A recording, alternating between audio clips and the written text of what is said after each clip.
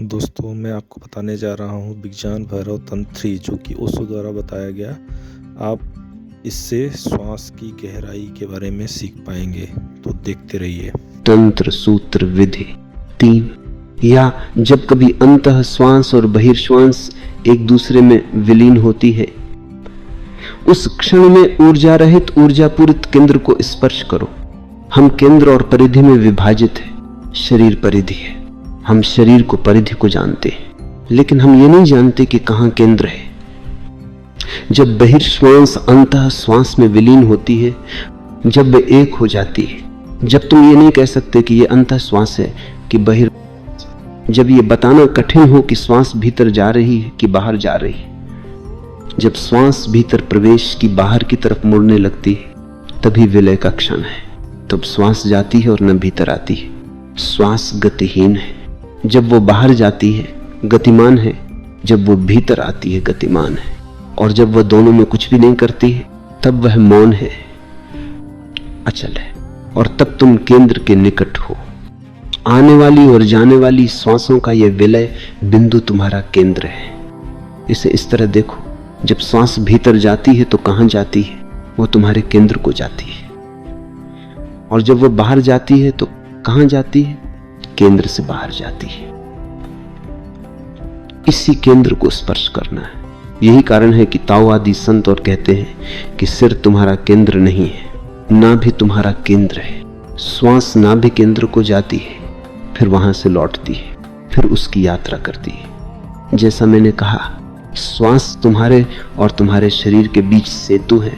तुम शरीर को तो जानते हो, लेकिन ये नहीं जानते कि केंद्र कहाँ है। श्वास निरंतर केंद्र को जा रही है और वहां से लौट रही है, लेकिन हम पर्याप्त श्वास नहीं लेते। इस कारण से साधारण वह केंद्र तक नहीं पहुंच पाती है। खासकर आधुनिक समय में तो वो केंद्र तक नहीं जाती। और नतीजा यह है कि हर एक व्यक्ति विकेंद्रित अनुभव करता है, अपने को केंद्र से च्युत महसूस करता है। पूरे आधुनिक संसार में जो लोग भी थोड़ा सोच विचार करते हैं, वे महसूस करते हैं कि उनका केंद्र खो गया है। एक सोए हुए बच्चे को देखो, उसके श्वास का निरीक्षण करो। जब उसकी श्वास भीतर जाती है तो उसका पेट ऊपर उठता है, उसकी छाती अप्रभावित रहती है। यही वजह है कि बच्चों की छाती नहीं होती, उनके केवल पेट होते, जीवंत पेट। श्वास प्रश्वास के साथ उनका पेट ऊपर नीचे होता है। उनका पेट ऊपर नीचे होता है और बच्चे अपने केंद्र पर होते हैं, केंद्र में होते हैं। और यही कारण है कि बच्चे इतने सुखी हैं, इतने आनंदमग्न हैं, इतनी ऊर्जा से भरे हैं कि कभी थकते नहीं और ओवरफ्लोइंग है। वे सदा वर्तमान क्षण में होते, न उनका अतीत है न भविष्य। एक बच्चा क्रोध कर सकता है। जब वो क्रोध करता है तो समग्रता से क्रोध करता है, वो क्रोध ही हो जाता है। और तब उसका क्रोध भी कितना सुंदर लगता है। जब कोई समग्रता से क्रोध ही हो जाता है तो उसके क्रोध का भी अपना सौंदर्य है, क्योंकि समग्रता सदा सुंदर होती है। तुम क्रोधी और सुंदर नहीं हो सकते। क्रोध में तुम क्रूप लगोगे, क्योंकि खंड सदा क्रूप होता है। क्रोध के साथ ही ऐसा नहीं। तुम प्रेम भी करते हो तो क्रूप लगते हो, क्योंकि उसमें भी तुम खंडित हो, बंटे बंटे हो। जब तुम किसी को प्रेम कर रहे हो, जब तुम संभोग में उतर रहे हो, तो अपने चेहरे को देखो। आईने के सामने प्रेम करो और अपना चेहरा देखो। वह क्रूप और पशुवत होगा। प्रेम में भी तुम्हारा रूप क्रूप हो जाता है। क्यों? तुम्हारे प्रेम में भी द्वंद्व है। तुम कुछ बचा कर रख रहे हो, कुछ रोक रहे हो, तुम बहुत कंजूसी से दे रहे हो। तुम अपने प्रेम में भी समग्र नहीं हो। तुम समग्रता से परे परे दे भी नहीं पाते। और बच्चा क्रोध और हिंसा से भी समग्र होता है। उसका मुखड़ा दीप्त और सुंदर हो उठता है। वो यहां और अभी होता है। उसके क्रोध का न किसी अतीत से कुछ लेना देना है और न किसी भविष्य से। वह हिसाब नहीं रखता है, वह मात्र क्रुद्ध है। बच्चा अपने केंद्र पर है। और जब तुम केंद्र पर होते हो तो सदा समग्र होते हो। तब तुम जो कुछ करते हो वो समग्र होता है। भला या बुरा वह समग्र होता है। कभी न कभी हर आदमी ने यह अनुभव किया है कि वह अचानक न्यूनतम से अधिकतम तल पर पहुंच गया। तुम किसी पहाड़ पर चले जाओ, अचानक तुम शहर से उसकी कैद से बाहर हो जाओ। अब तुम मुक्त हो। विराट आकाश है, हरा जंगल है, बादलों को छूता शिखर है। अचानक तुम गहरी सांस लेते हो सकता है उस पर तुम्हारा ध्यान न गया हो। अब जब पहाड़ जाओ तो इसका ख्याल रखना, केवल पहाड़ के कारण बदलाहट नहीं मालूम होती, श्वास के कारण मालूम होती है। तुम गहरी सांस लेते हो और कहते हो आहा, तुमने केंद्र छू लिया। क्षण भर के लिए तुम समग्र हो गए और सब कुछ आनंदपूर्ण है। वो आनंद पहाड़ से नहीं, तुम्हारे केंद्र से आ रहा है। तुमने अचानक उसे छू जो लिया। शहर में तुम भयभीत थे, सर्वत्र दूसरा मौजूद था और तुम अपने को काबू में किए रहते थे। न रो सकते थे, न हंस सकते थे। कैसे दुर्भाग्य! तुम सड़क पर गा नहीं सकते थे, नाच नहीं सकते थे। तुम डरे डरे थे। कहीं सिपाही खड़ा था, कहीं पुरोहित, कहीं जज खड़ा था, कहीं राजनीतिज्ञ, कहीं नीतिवादी। कोई न कोई था कि तुम नाच नहीं सकते थे। बर्ट्रैंड रसेल ने कहीं कहा है कि मैं सभ्यता से प्रेम करता हूं, लेकिन हमने ये सभ्यता भारी कीमत चुकाकर हासिल की है। तुम सड़क पर नहीं नाच सकते, लेकिन पहाड़ चले जाओ और वहां अचानक नाच सकते हो। तुम आकाश के साथ अकेले हो और आकाश कारागृह नहीं है। वह खुलता ही जाता है, खुलता ही जाता है, अनंत तक खुलता ही जाता है। एकाएक तुम एक गहरी सांस लेते हो, केंद्र छू जाता है और तब आनंद ही आनंद है। लेकिन वह लंबे समय तक टिकने वाला नहीं। घंटे 2 घंटे में पहाड़ विदा हो जाएगा। तुम वहां रह सकते हो, लेकिन पहाड़ विदा हो जाएगा। तुम्हारी चिंताएं लौट आएंगी। तुम शहर देखना चाहोगे, पत्नी को पत्र लिखने की सोचोगे, या सोचोगे कि 3 दिन बाद वापस जाना है तो उसकी तैयारी शुरू करें। अभी तुम आए हो और जाने की तैयारी होने लगी, फिर तुम वापस आ गए। वो गहरी सांस सच में तुमसे नहीं आई थी, वो अचानक घटित हुई थी। बदली परिस्थिति के कारण गियर बदल गया था। नई परिस्थिति में तुम पुराने ढंग से श्वास नहीं ले सकते थे, इसलिए क्षण भर को एक नई श्वास आ गई। उसने केंद्र छू लिया और तुम आनंदित थे। शिव कहते हैं तुम प्रत्येक क्षण केंद्र को स्पर्श कर रहे हो, या यदि नहीं स्पर्श कर रहे हो तो कर सकते हो। गहरी धीमी श्वास लो और केंद्र को स्पर्श करो। छाती से श्वास मत लो। वह एक चाल है। सभ्यता, शिक्षा और नैतिकता ने हमें उथली श्वास सिखा दी है।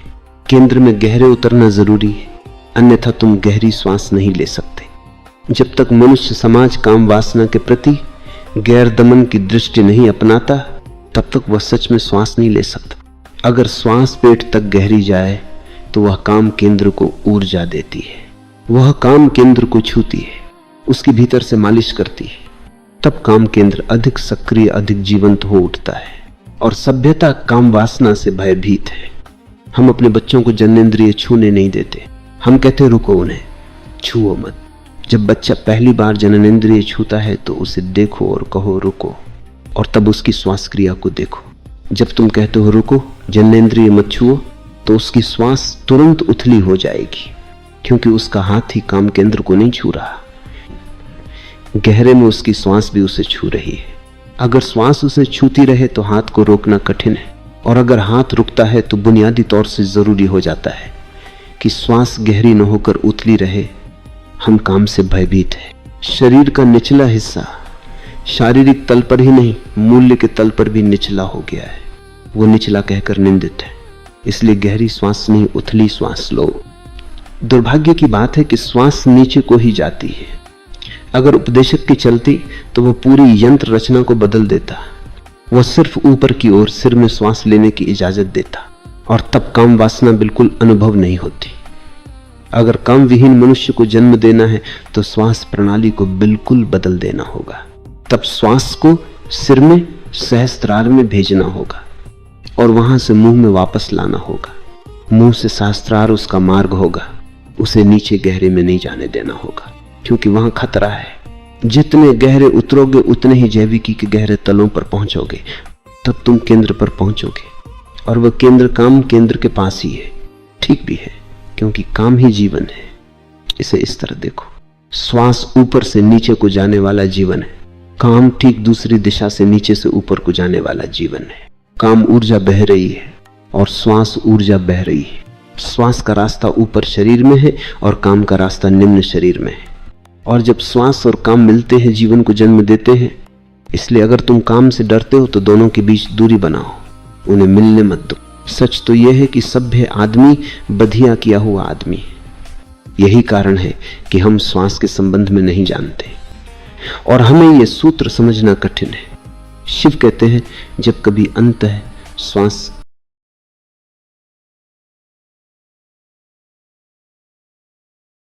और बहिर्श्वास एक दूसरे में विलीन होती है, उस क्षण में ऊर्जा रहित ऊर्जा पूरित केंद्र को स्पर्श करो। शिव परस्पर विरोधी शब्दावली का उपयोग करते हैं। ऊर्जा रहित ऊर्जा पूरित, वो ऊर्जा रहित है क्योंकि तुम्हारे शरीर तुम्हारे मन उसे ऊर्जा नहीं दे सकते। तुम्हारे शरीर की ऊर्जा और मन की ऊर्जा वहां नहीं है। इसलिए जहां तक तुम्हारे तादात्म्य का संबंध है वह ऊर्जा रहित है, लेकिन वह ऊर्जा पूरित है क्योंकि उसे ऊर्जा का जागतिक स्रोत उपलब्ध है। तुम्हारे शरीर की ऊर्जा तो ईंधन है, पेट्रोल जैसी। तुम कुछ खाते पीते हो, उससे ऊर्जा बनती है। खाना पीना बंद कर दो और शरीर मृत हो जाएगा। तुरंत नहीं, कम से कम 3 महीने लगेंगे क्योंकि तुम्हारे पास पेट्रोल का एक खजाना भी है। तुमने बहुत ऊर्जा जमा की हुई है जो कम से कम 3 महीने काम दे सकती है। शरीर चलेगा, उसके पास जमा ऊर्जा थी और किसी आपातकाल में उसका उपयोग हो सकता है। इसलिए शरीर ऊर्जा, ईंधन ऊर्जा है। केंद्र को ईंधन ऊर्जा नहीं मिलती है।